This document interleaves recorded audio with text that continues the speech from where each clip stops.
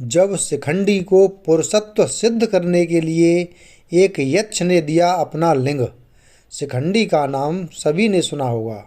शिखंडी को उसके पिता द्रुपद ने पुरुष की तरह पाला था, तो स्वाभाविक है कि उसका विवाह किसी स्त्री से ही किया जाना चाहिए। ऐसा ही हुआ, लेकिन शिखंडी की पत्नी को इस वास्तविकता का पता चला तो वह शिखंडी को छोड़ अपने पिता के घर चली गई। क्रोधित पिता ने द्रुपद के विनाश की चेतावनी दे दी। हताश शिखंडी जंगल में जाकर आत्महत्या करने लगा। तभी एक यक्ष ने वहां उपस्थित होकर उसकी स्थिति पर दया करते हुए रात भर के लिए अपना लिंग उसे दे दिया, ताकि वह अपना पुरुषत्व सिद्ध कर सके। हालांकि यक्ष की इस हरकत से यक्षपति कुबेर नाराज हो गए और उन्होंने उस यक्ष को शाप दे दिया कि शिखंडी के जीते जी उसे अपना लिंग वापस नहीं मिल पाएगा। यही शिखंडी महाभारत में भीष्म के घायल होने और अंततः उनकी मृत्यु का कारण बना। दरअसल शिखंडी पिछले जन्म में अम्बा नामक राजकुमारी था, जिसका 2 बहनों के साथ भीष्म ने अपहरण कर लिया था।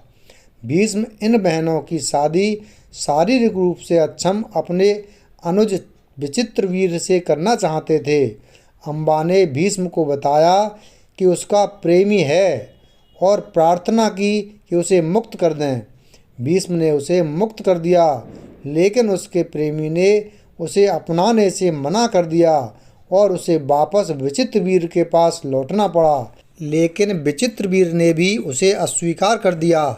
तब अम्बा ने भीष्म के सामने विवाह का निवेदन रखा, लेकिन उन्होंने तो आजीवन ब्रह्मचारी रहने का व्रत लिया हुआ था।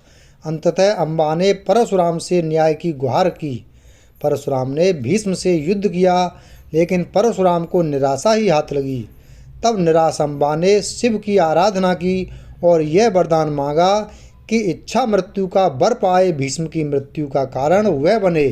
शिव ने कहा कि यह अगले जन्म में ही संभव हो सकेगा। अम्बा तब मृत्यु को वरण कर लेती है। यह अम्बा ही शिखंडी के रूप में जन्म लेती है।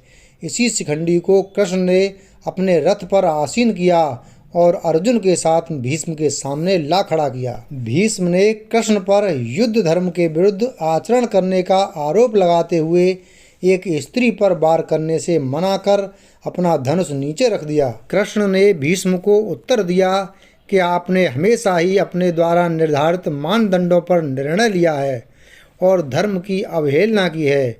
आज भी उन्हीं मानदंडों पर वे शिखंडी को स्त्री बता रहे हैं, जिसका पालन उसके पिता ने पुरुष की तरह किया है और उसके पास यक्ष का दिया हुआ पुरुष लिंग भी है।